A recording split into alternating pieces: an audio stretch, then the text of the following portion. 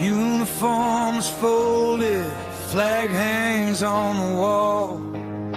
Traded steel and thunder for silence in the hall. The mission's over, the deployment's done, they said. But the war inside my head, it hasn't left instead.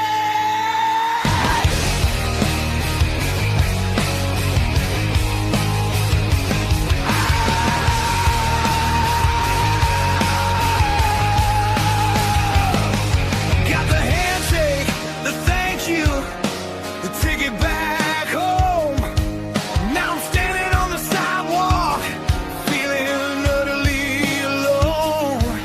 This freedom is a cage that I can't seem to break. Every single morning it's a future I might forsake. Lost the rhythm, lost the drive, the structure disappeared. The invisible wounds are the ones that I truly feared. I'm walking on a wire, the pressure's coming down. Is there anyone listening in this lonely town? Full speed ahead after battle.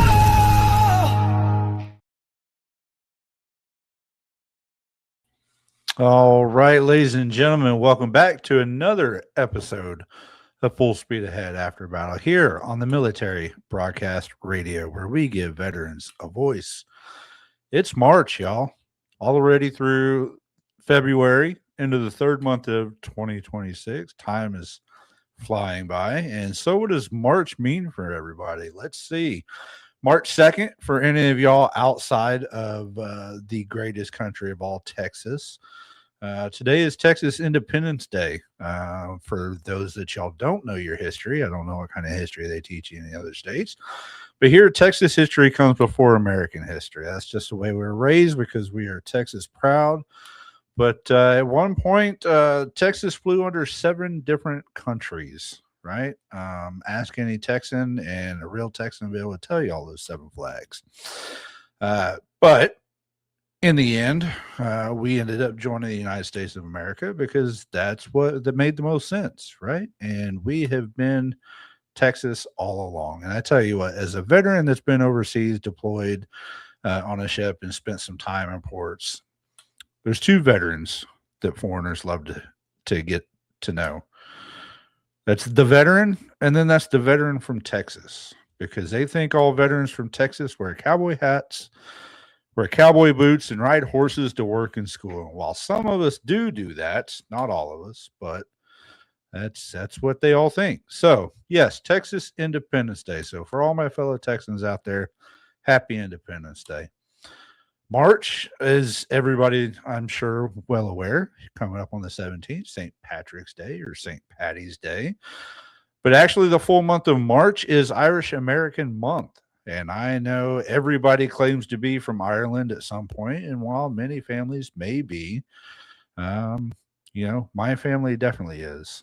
My aunt and uncle, they traveled to Ireland, Scotland, all around Europe, tracing our bloodline and our clan name all the way back to the mercenary clan of back to the 2 original kings of Scotland. All in all, we used to be known as the Hooded Ones, because that's what we showed up wearing in battle, was a dark hood. Most of the time when they saw our family up on the hill, they turned around and ran off the battlefield. And no, that is not just folklore. That is in the history books. So go check it out. Irish American Month, Texas history, a lot of history going on. History being made every day. While we don't talk politics on this show, I'm sure everybody is fully aware of what's going on in the Middle East right now. So our thoughts and prayers with all of our veterans that are deployed currently to the Middle East. I know we've had some that were KIA and some of those bombings over there. So while I've been there, I know how it feels. So for all the families that are going through it now, all of our veterans that are going through it now, this will come to an end at one point as well. So my thoughts and prayers are with you again. What's been going on the last couple of weeks? Well, as if you've been tuning in or if you haven't, I've been at my new job for about 2 weeks now. For those that don't know, I work at the Wise County Animal Shelter now. Took a position there. Taking a step back from the corporate world, working on my mental health, my personal well-being. And I tell you what, coworkers like dogs, cats, goats, pigs, calves, horses, everything I've seen come in the last couple of weeks is definitely a nice change of pace because it is scientifically proven hanging out with animals is good for your stress. It's good for your heart, your mind, your body, your soul, and every other aspect of that. And I will tell you that I've seen it. My wife has seen it. Others have seen it in the last couple of weeks. It seems like a whole new person because of what I get to do every day. And not only that, I started out as a kennel tech. That's what I was hired on to do. And basically, it's cleaning out kennels and walking dogs and taking care of whatever livestock comes to hand. But because of my history, because of what I've done, my knowledge, I was moved into the volunteer manager position there at the animal shelter, creating a volunteer program from the ground up for our citizens, residents here in Wise County. But guess what that means? That means that I now get to work with veterans putting together volunteer programs that combines my two loves, my two passions. That's helping veterans and animals. So more to come on that. What else is going on? Not much as far as that. I mean, work has been crazy, getting all that together. A lot going on in the world today. For those, I haven't given an update on my father in a couple of weeks. He's been going through a lot of that. If you've been keeping up, or if you're not, my father, who is a veteran as well, recently, a few months ago, diagnosed with stage 2 non-Hodgkin's lymphoma.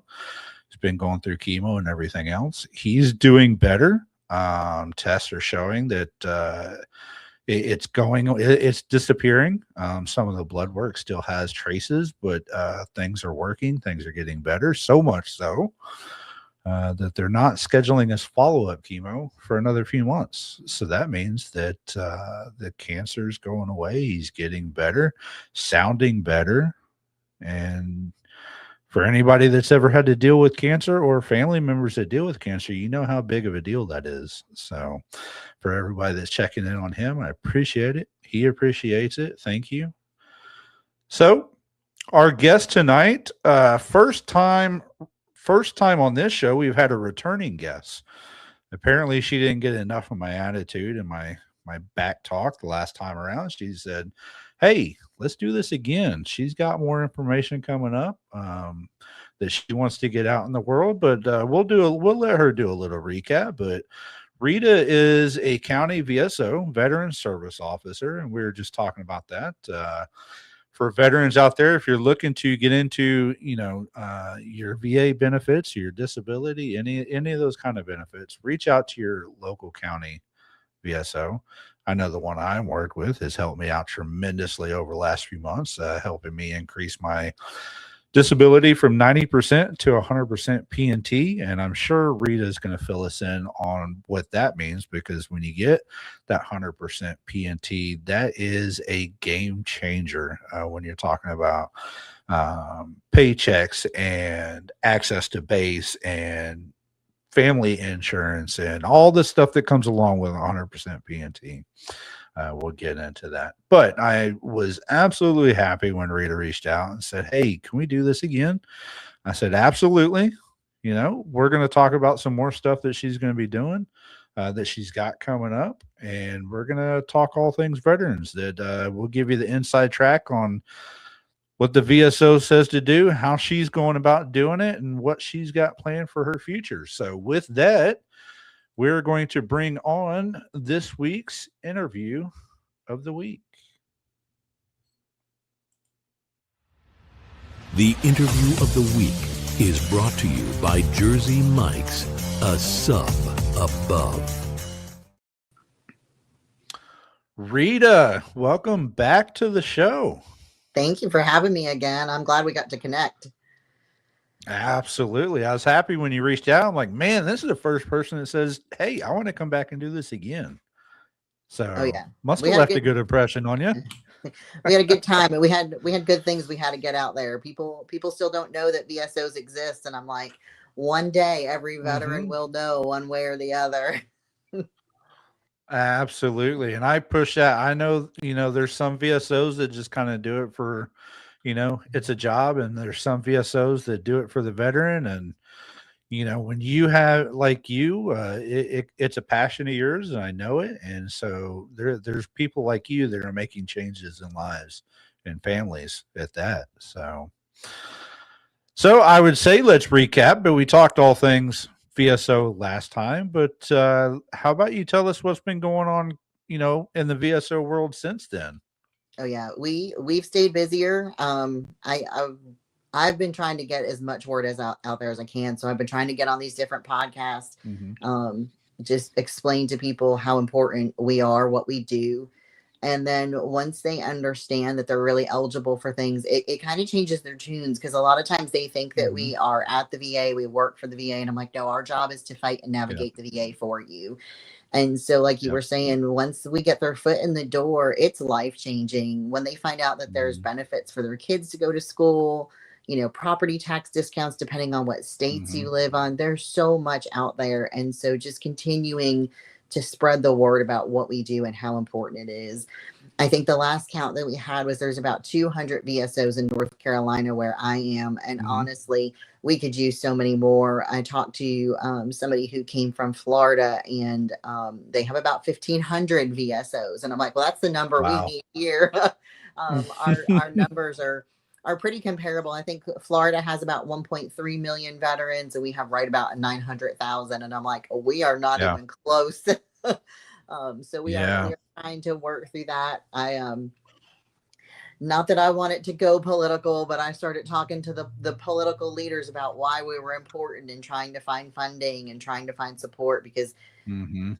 what I do and what all other VSOs do, it can change everything. I had somebody message me a few weeks ago, and she was like, "You changed everything." She's like, "My parents couldn't even pay their mortgage before, and now they don't have to decide what bills get paid and what don't." Right. And that's Yeah. huge. Like, just knowing that every Yeah. day that they can just pay their bills and buy groceries and they don't have to worry, that's life changing for people. And that's why I Yeah. say go see your VSOs. And if you don't get along with the VSO in your county, go find another one. There's plenty out Yeah. there. Absolutely. So I've got a question for you, but you hit some numbers and that just reminded me. I forgot to hit my numbers for the show. And that's the typical 22 veterans commit suicide every day. But with the recent veteran suicide report that came out, down to 17 and a half, which is a start. Still Yeah. 17 and a half too many. But some of the leading causes in that is that transition from military to service. Over 60% of those suicides come from veterans not getting that VA health care. And so that's a big thing. And recently, a couple of days ago, a good friend of mine shared with me the numbers for Texas. Texas ranks number one in the country for the amount of veterans. 1.5 million veterans in the state of Texas, right? And so if we're looking at that percentage of state population 18 and older, 6%, percentage females 14%, over 65 38%, percentage who served after September 11th 21, 42%. So almost 42% of our veterans in the state of Texas served after 2001. And that's when a lot of that stuff changed. 9/11, GI Bill, all of that changed. Unfortunately, Texas is ranked right at the end, 49th and 50th. 50th for average number of days of bad mental health in the past month, which is pretty sad, right? We all have bad mental health, but being ranked last, understandably, numbers, when you have more numbers in any other state, you've got to be either first or last in something. 49th in having service connected disability rating. So that right there goes to show that most of our veterans in Texas are not seeking those VSOs. They're Yeah. not going out there and getting that disability. So, like you said, get your butt out there and find you a VSO or someone to help you get that disability rating. One other number I wanted to point out, and this is actually no surprise whatsoever, 40th for binge drink in veterans. Not surprised at all coming from Texas. But let me ask you this. So when you were talking about a veteran service officer, right? You're employed by the county. People are asking, why is my government, why is my county or my state employing veteran service officers that maybe doesn't help me? They're only helping the veterans. So why should we pay them? So And why is it that counties employ veteran service officers? so back in it was in the 80s. There is a wonderful woman out there. Her name is Ann Knowles, and she basically created VSOs. She is still actively working on claims. When I have a question and I don't understand something, I call her.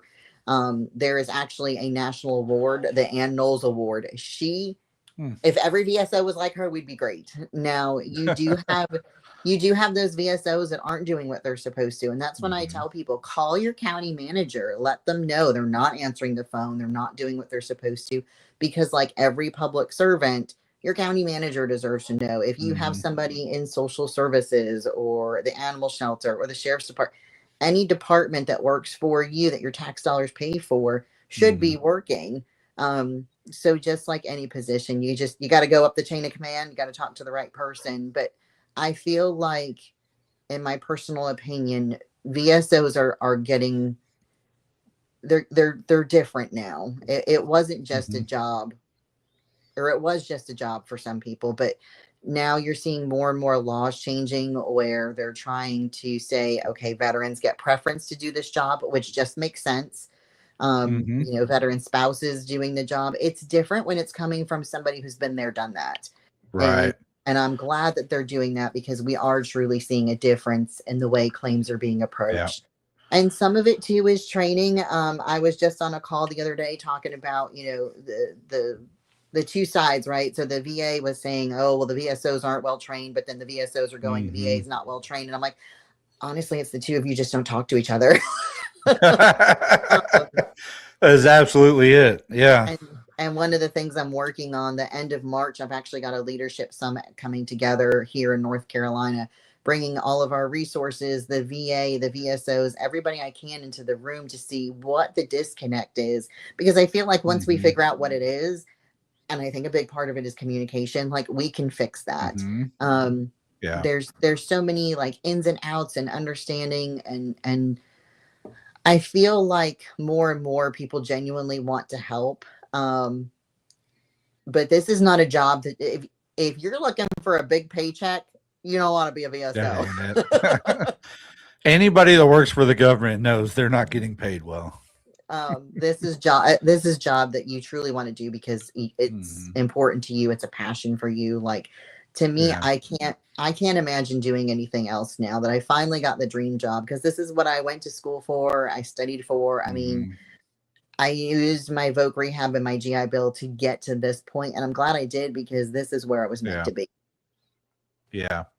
So I don't want to get too deep into the politics, but it is very relative to what we're talking about. And recently, our legislature for the VFW went and testified before Congress, and one of those congressmen said, and it's not a direct quote, but paraphrasing, that our VSOs are telling our veterans how to lie to get those disability ratings.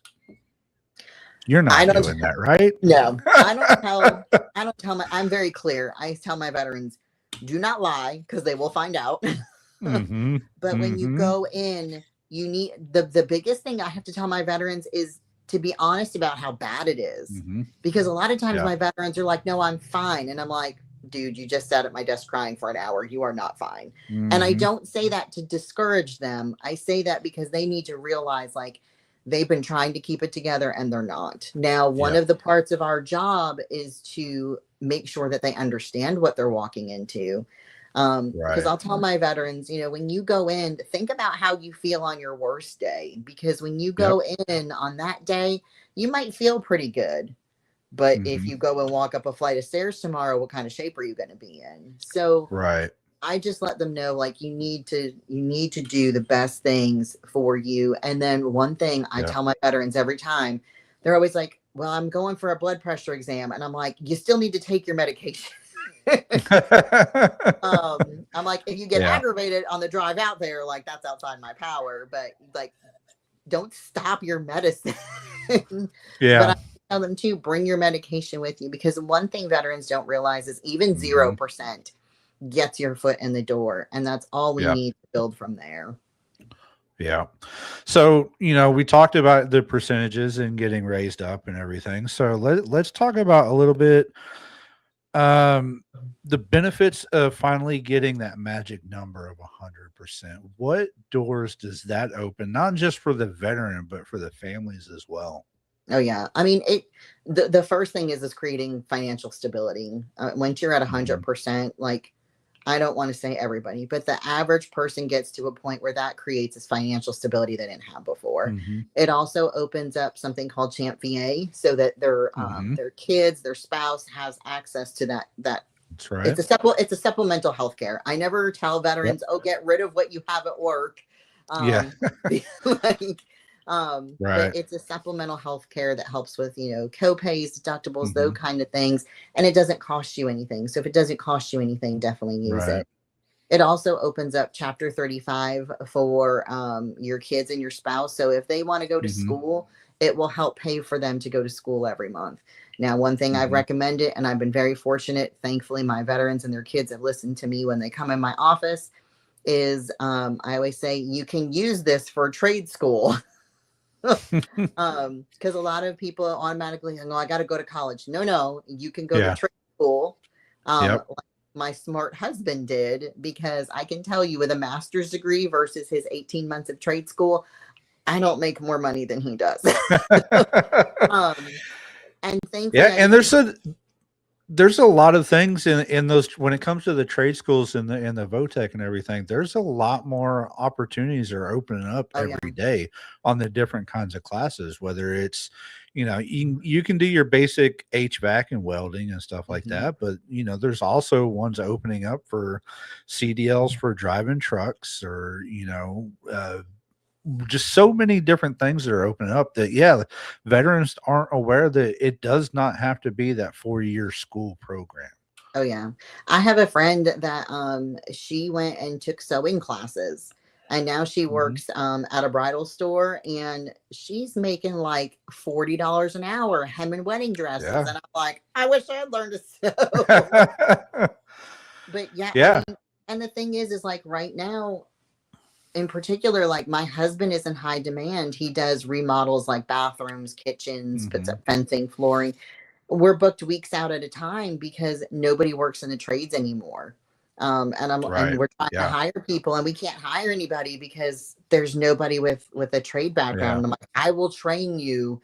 Just you got to be willing to work. Yeah. That's another problem, is it seems like it's with everything changing these days that people just don't want to do that manual labor type stuff anymore. And unfortunately, we still need that. It's in high Oh yeah. demand that we need that stuff, and people aren't doing it because they think, well, I can't afford to do the schooling or the um, whatever it is to get to it. But yeah, absolutely. They need to check in that as well. But also, another thing that the 100% opens up is some veterans, they have to have their spouses or a caretaker take care of them Mhm. so many times, whether it's drive them to the VA appointments or simple things with getting dressed or whatnot. But that opens them up to that caretaker.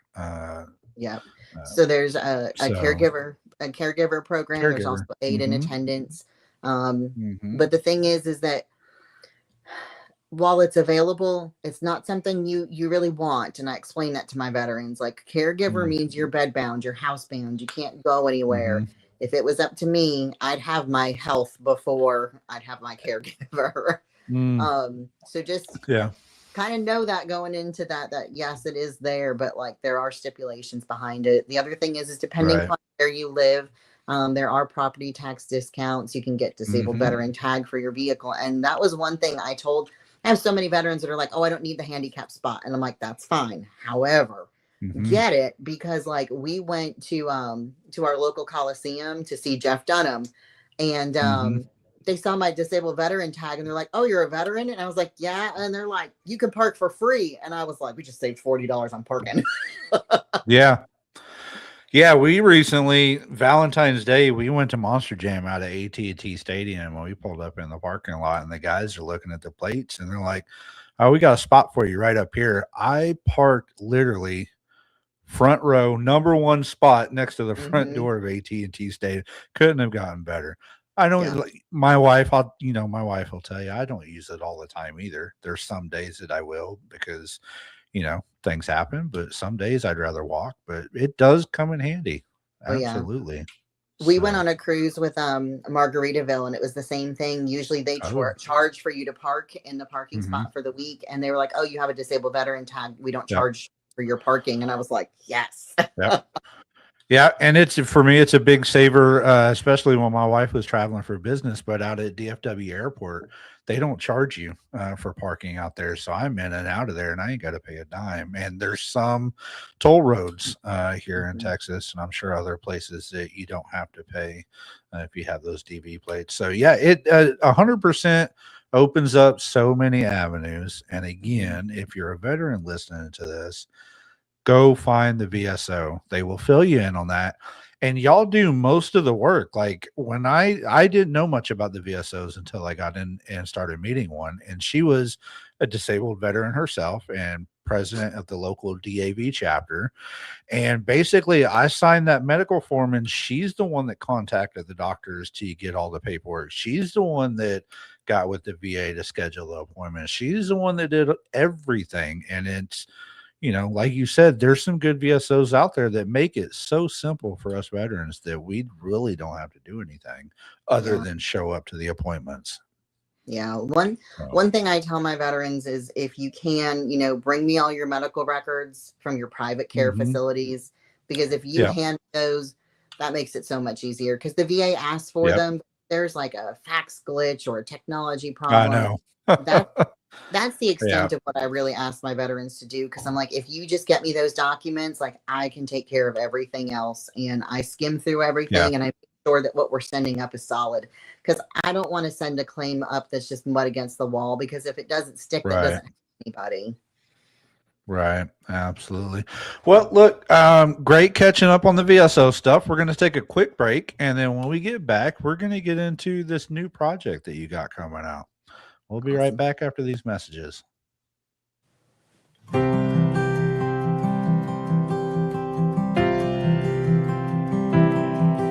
Been home about 6 months now, and I still have my doubts.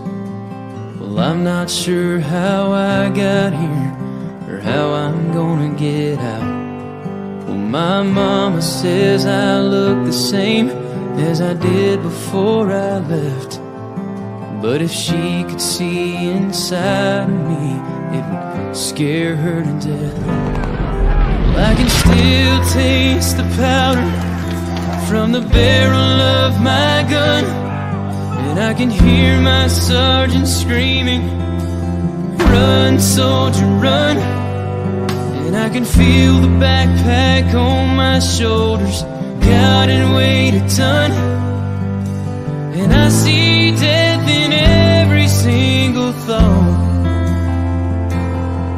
Well, they taught me how to put that uniform on. I just can't get it off.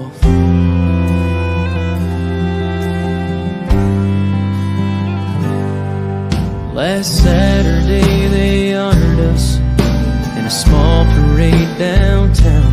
And when they shot off those fireworks, I nearly hit the ground. And while they smiled and cheered for us, all I could do was stare. 'Cause part of me is here at home, but part of me's back there. Well, I can still taste the powder from the barrel of my gun, and I can hear screaming, run, soldier, run. And I can feel the backpack on my shoulders, God, and weighed a ton. And I see death in every single thought. They taught me how to put that uniform on. I just can't get it on. Yeah, there's no end in sight. 'Cause even though I'm home now, I'm still fighting for my life. Well, I can still taste the powder from the barrel of my gun, and I can hear my sergeant screaming, run, soldier, run. And I can feel the backpack on my shoulders, God, and weighed a ton. And I see death in every single thought. Well, they taught me how to put that uniform on. I just can't get it all.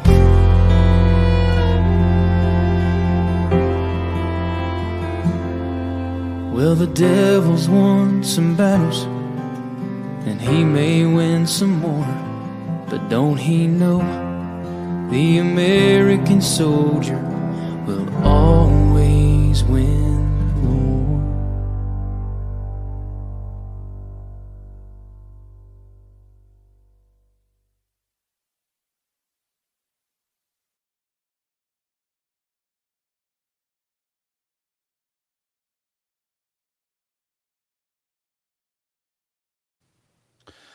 All right, welcome back, y'all, to Full Speed Ahead After Battle here on the Military Broadcast Radio. My guest tonight, Rita Honeycutt, VSO out of North Carolina. Got that discussion out of the way. But you've been working on a major project over the last year that I know you're very excited about. And it seems like you're falling into that group of veterans that's becoming an author, I'm sure, because you want to document your journey, but two, it's kind of like that healing, right? You put things into words, and it's a healing process for you. And when you see things in words, it just hits different than when it runs through your mind. So, how did you get to be an author? Why are you doing this? Yeah, so it all started back in 2021. Actually, I had my fourth heart surgery. I'm service connected for a heart condition, and it has been a journey. But after that fourth heart surgery, was laid up in bed for a while, and then from being laid up, I had actually herniated a disc in my back from laying around, and I'm like, they told me to rest, and it didn't do me any good. And it took a while to heal from that surgery. It really kicked my butt that last time. I started gaining weight because I couldn't get up and move or do anything.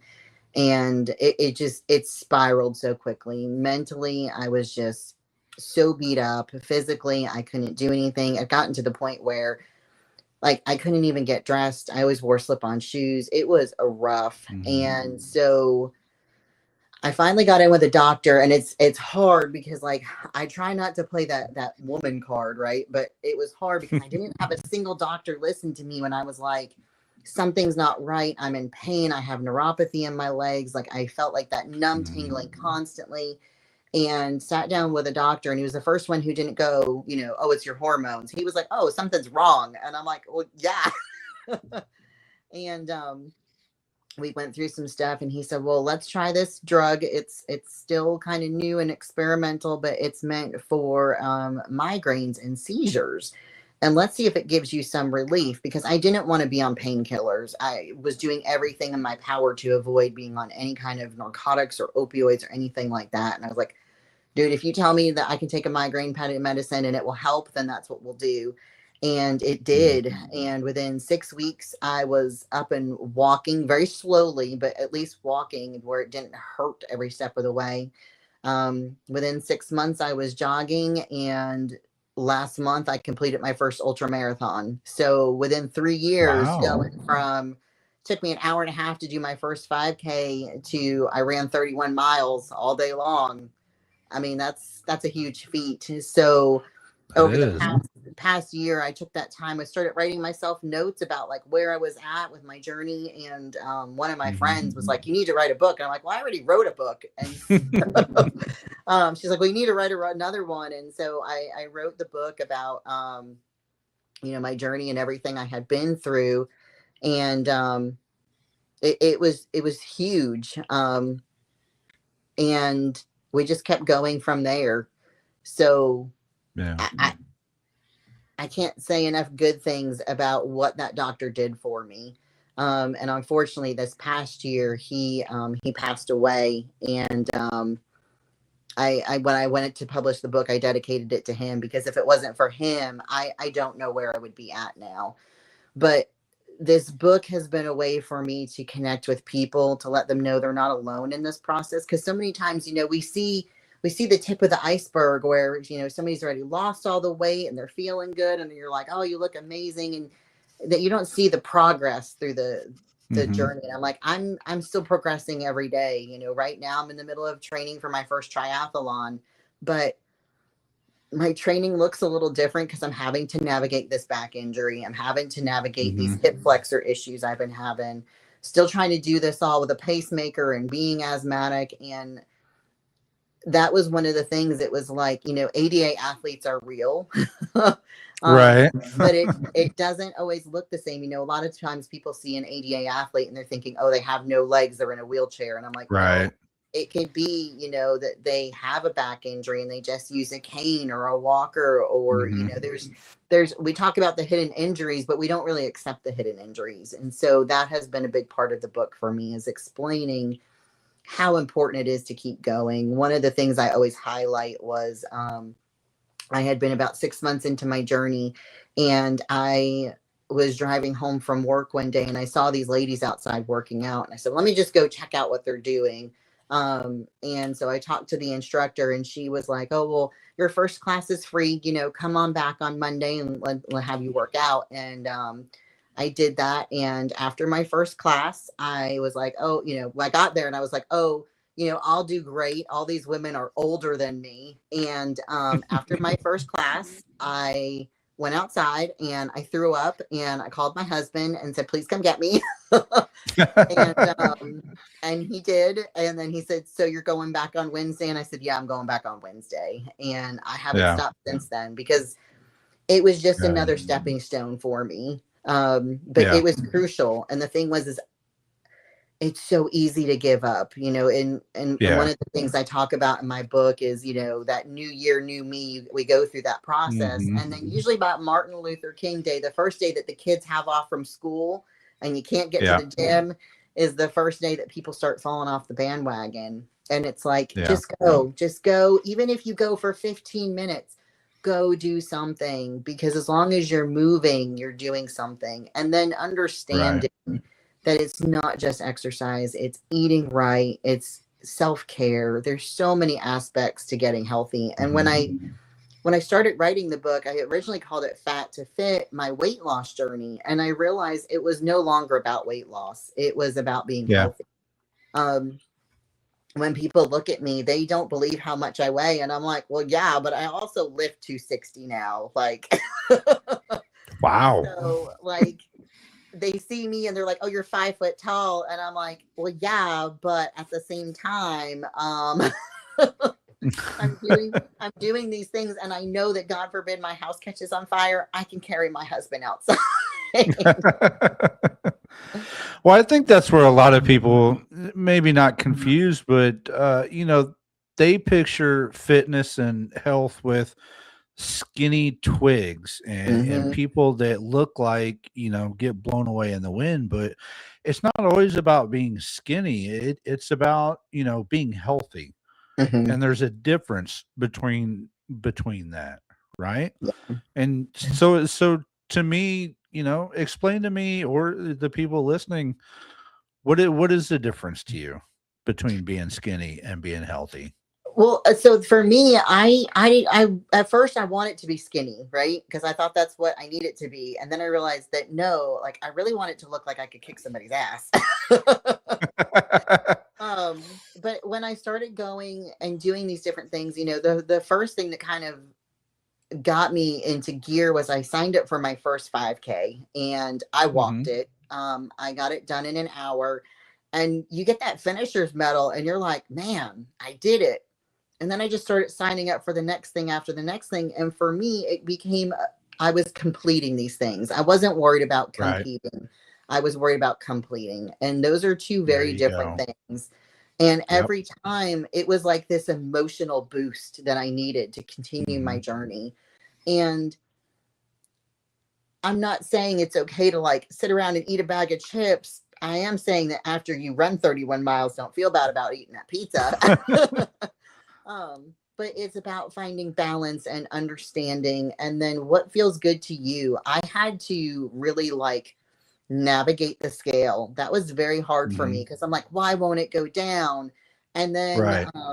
my pants started to not fit in a good way. And so I Hmm. kept the pants that I started with. I still have them because I'm like, I want to get one more size down.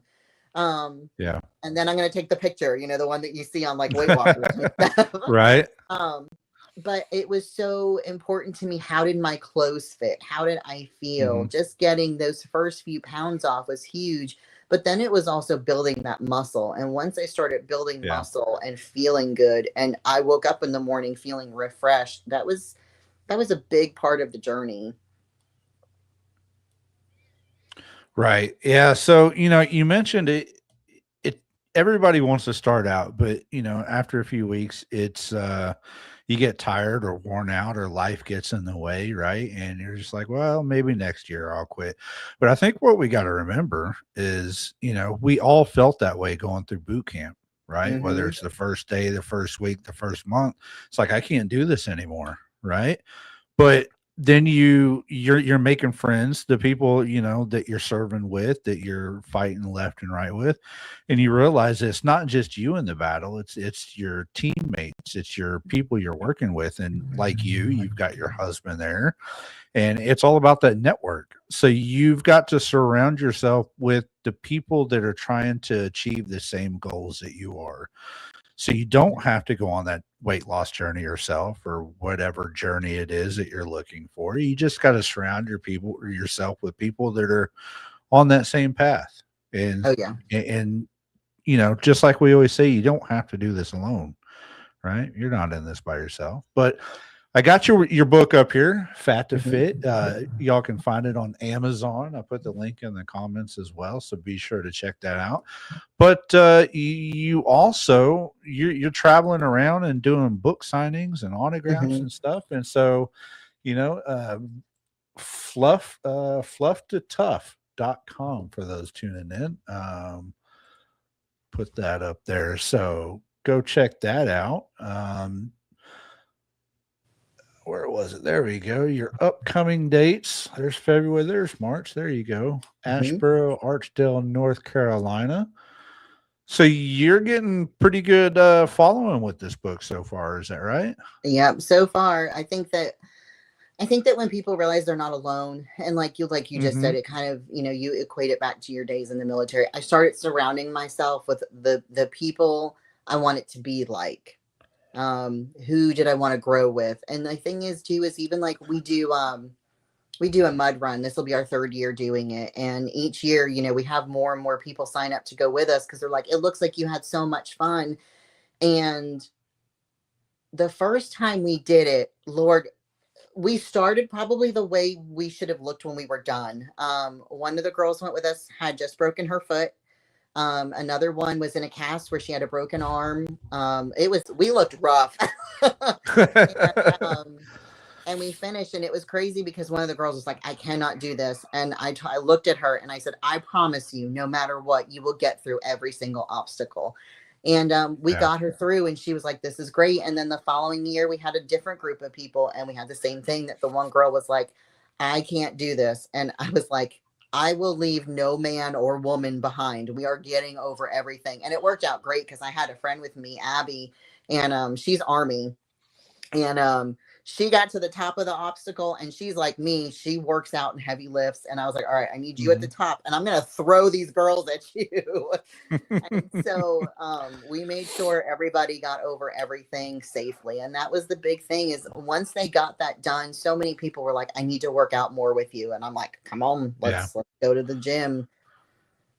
Yeah, and once you start doing those types of events with each other and with friends and stuff, it makes it more enjoyable, and it turns more into team building and camaraderie than, oh, I've got to get through this on my own. This is so boring. Yeah, so yeah, it's always fun when you get to do it with a group of people and build that teamwork and everything else. So I'm glad that you found that journey for you and that's working out for you. And so not only did you write a book about it, but you're also helping people change the way they eat with your other book that you're working on. So I've got a cookbook coming out in a couple of weeks. It'll be out March 15th. It's called Eating Your Fluff into Tough. And it's all of the recipes that either my daughter and I have tailored to our needs, because I've got a picky teenager in the house. Some of them are grandma's recipes, all different things that we've come along our path and we found. A lot of peanut butter recipes in there, because everybody was like, oh, I'm not a big chicken person. I'm like, well, if you like peanut butter, I got you. I know my wife makes some peanut butter protein cookies that I swear are amazing, and I would rather eat those than some of the regular peanut butter cookies. So they're good. They're good.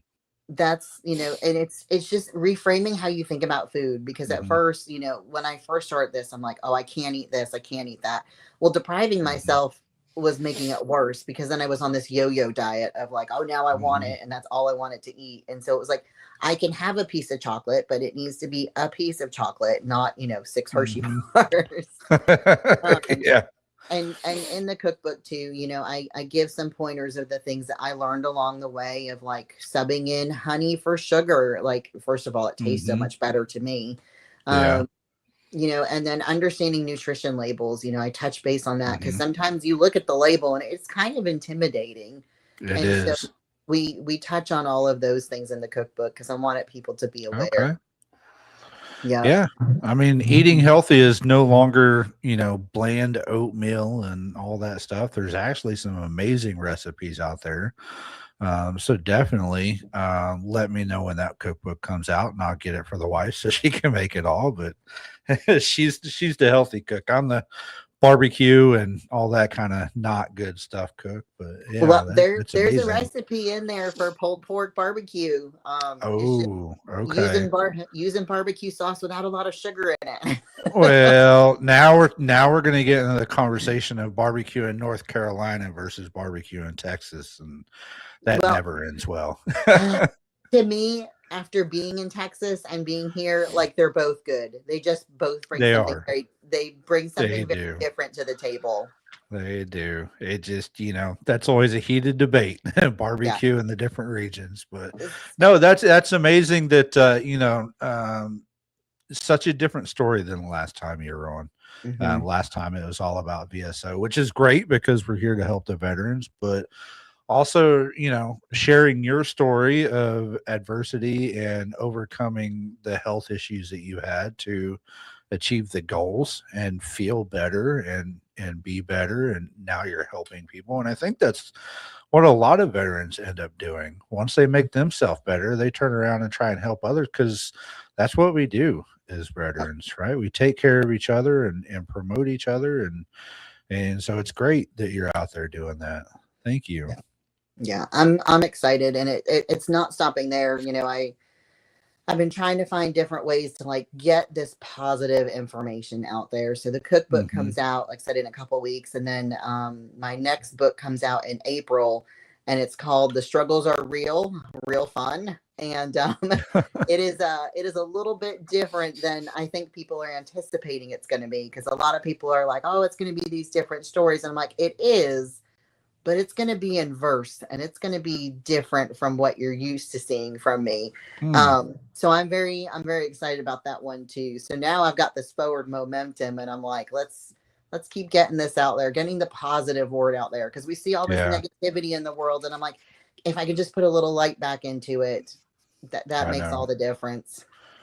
I know. There's so many negative things going on in the world today, and it's not like it used to be. And I know everybody says that, and now I understand what my parents were talking about back in the day. But yeah, we all need to do better at helping each other, and that's in the veteran community, we've always been good at that. But we also need to remember that you still got to take time for yourself, because you got to make yourself better, make yourself happy. And if you can't do that, then you're not going to be able to help anybody else. Yeah.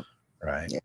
But, and that's why I keep promoting the self-care. Like for me, my gym Mhm. time is my self-care. And it's funny because right. one of my friends was like, between, your full-time job, and I'm active in my American Legion, and I'm active with the Thrive community here in North Carolina, like all these different things. They're like, when did you have time to write a book? And I'm like, on the treadmill. And they're like, how? And I'm like, I just took my phone and started writing my notes. And then when I had time, I sit down and put it on my computer. But when Yeah. you want something, you will find a way to Mhm. make it happen. And the thing is Absolutely. like, we were taught time management in the military. So when I meet a Mhm. veteran that's always late, I'm like, are you sure you served?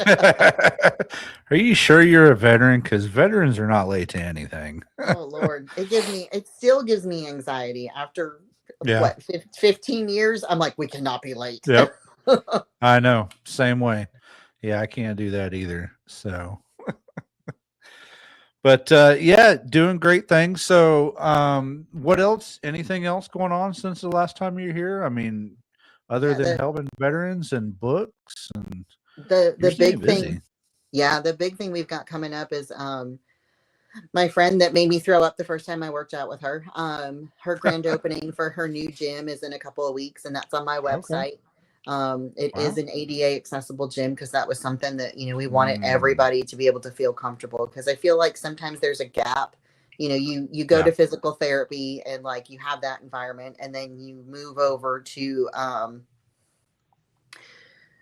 trying to work out at like places like Planet Fitness and Golds and all these Right. other places, but Yeah. they're not really equipped for people that might have some accessibility issues. So I love that this gym is open to everybody.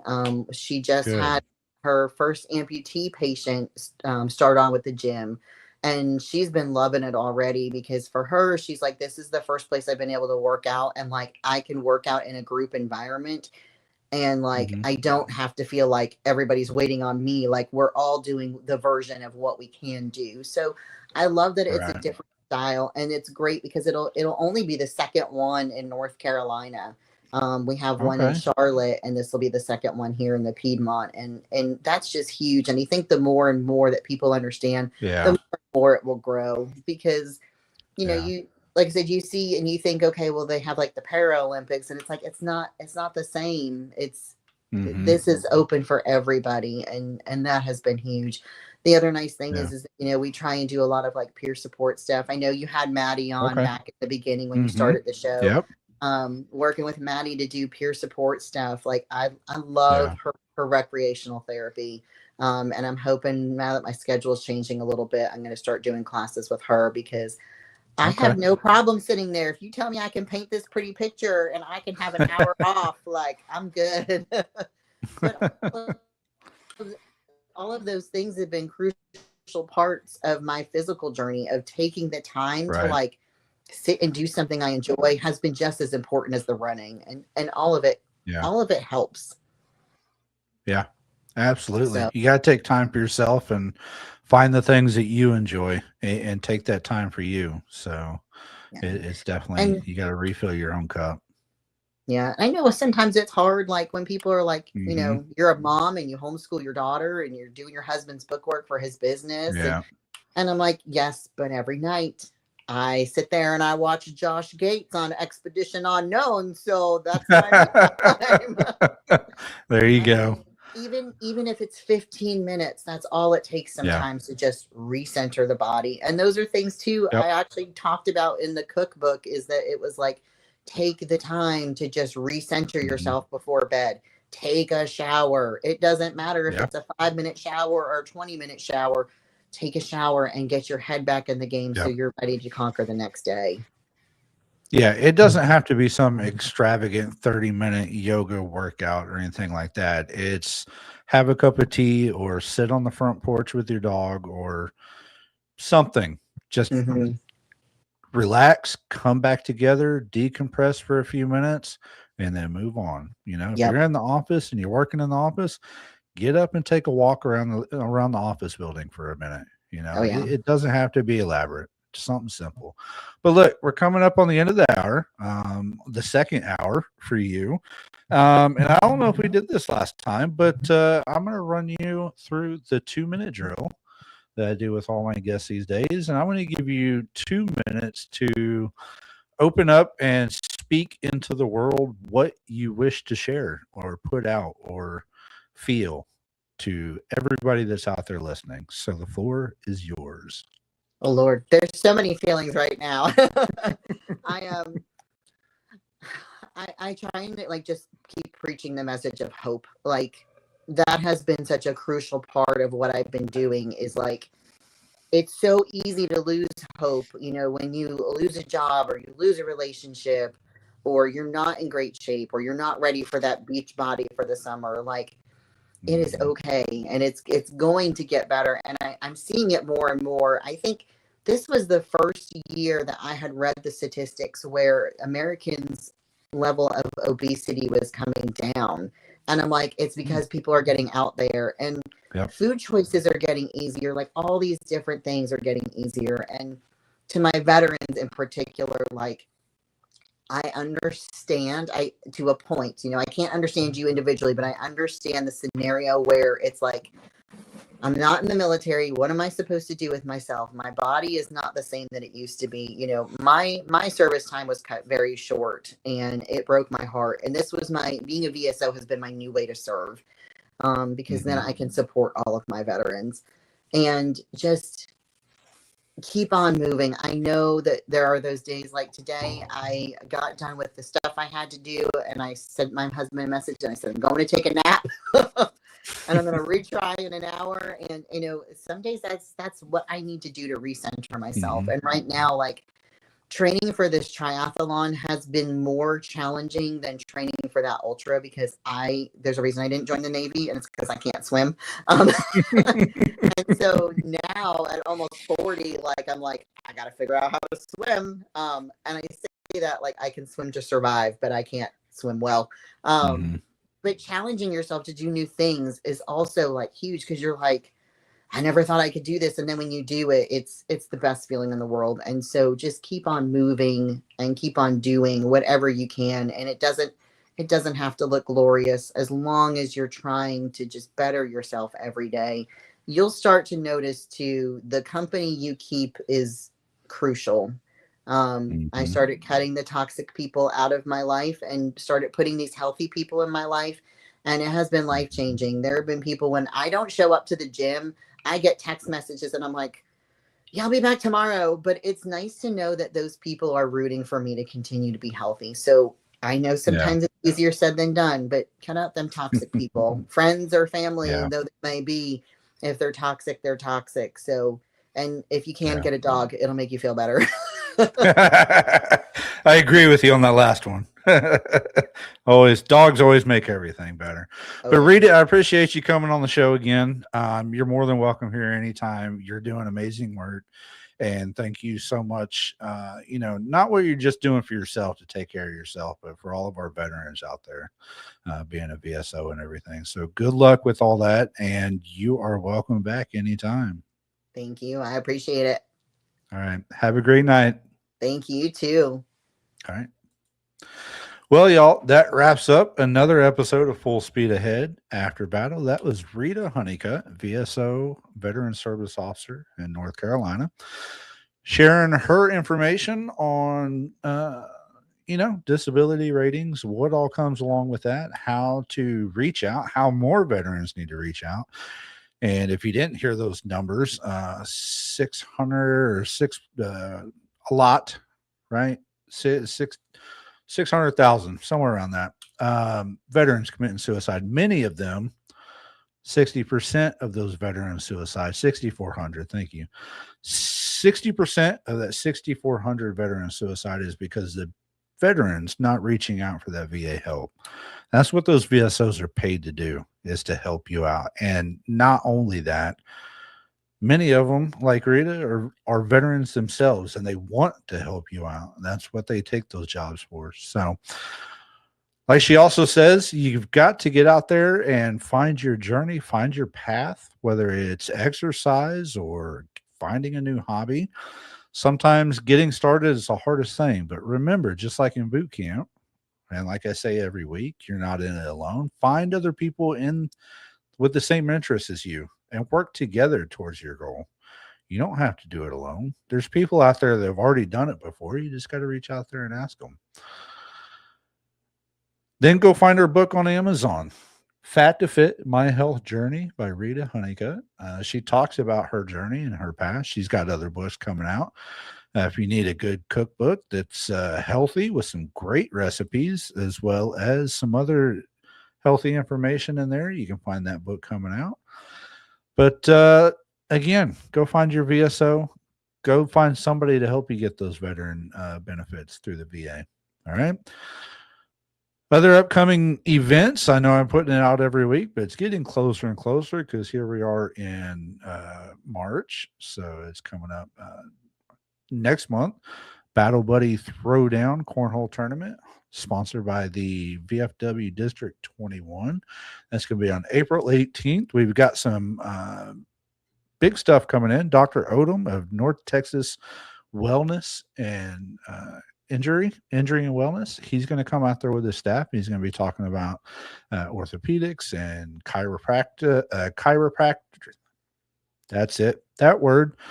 And he's going to be giving free trigger point massages to everybody that's out there, as long as you get there and sign up early. So come out there, join us for a good cause. All the money is going to go towards the Irreverent Warriors DFW chapter, who work solely on raising awareness around veteran suicide and mental health. So come join us for that.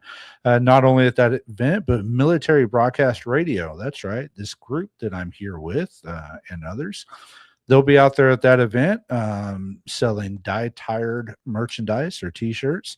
That's the band that we are collaborating with for a new T-shirt, MBR Die Tired T-shirt, where profits are going to help veterans as well. Tracer from Tracer Rounds will be out there helping you with those shirts and talking to you veterans about how to get into podcasting or video or any of that online stuff that we do, which are so many more options. What else? Previous guest Rex Enriquez of Mission Focus Coaching. I've been working with him, and we got him set up at a equine therapy center here in Fort Worth. It's an equine therapy center that helps veterans with their physical therapy, with their PTSD, and any of that. He's going to be bringing his Mustang mission for warriors out there, and he's going to be doing that May 16th, sorry, that Saturday here in Hazlet, Texas, just outside of Fort Worth. Make sure you go check out his website, Mission Focus Coaching. Rex Enriquez, he'll be out there. And for that, we got our next guest coming up next week. We're rolling through March. Big things are happening, so stay tuned. If you're just now tuning in, I am your veteran mental health coach here on Full Speed Ahead After Battle, where we help our veterans with their transition from service to civilian, along with how to help with veteran suicide, the intervention, prevention, postvention, all the ventions around it, helping the families as well, mental health. And as I tell you every week, don't forget, no matter what you're going through, things will get better. And you're not in this alone. So just like we said in boot camp and on the ship and in battle, you're not fighting this battle alone. There are those out there, whether it's Rita, whether it's myself, whether it's anybody else. As long as you're asking for help, that's all you got to do. So if you need help, reach out. If not, reach out to those that you think they're doing. It's not always the sad ones. Reach out to the happy ones too. Sometimes they're the ones that are wearing that mask and hiding it the most. So be sure to tune in next week Reach out if you need help. We're all here for you. You're not in this battle alone. Dismissed. Life is like a duck. Tough times don't last, but tough people do. Here at Military Broadcast Radio, we're teaming up with our friends at Die Tired, the veteran-friendly music band spreading strength, resilience, and mental health awareness one shirt at a time. And check this out. Their brand new shirts feature broadcast beaker right on the breast pocket. A reminder that you can weather the storm, and you're never alone. Shirts are only $25, and proceeds support giving veterans a voice. MBR's mission to teach veterans how to podcast and videocast. Because when our vets are talking, they're not overthinking. They're not second-guessing. Together, we stop the 22 stigma.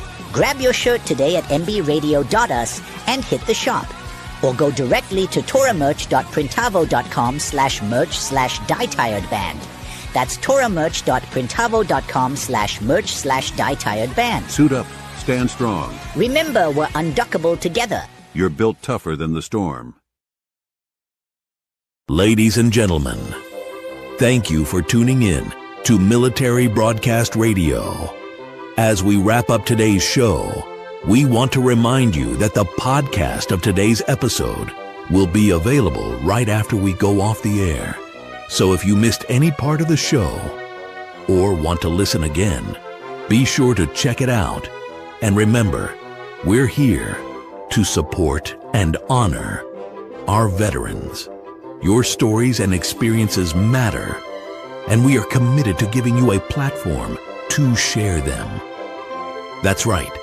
We're here to give our veterans a voice. So don't forget to catch the podcast and stay connected with us. Giving our veterans a voice.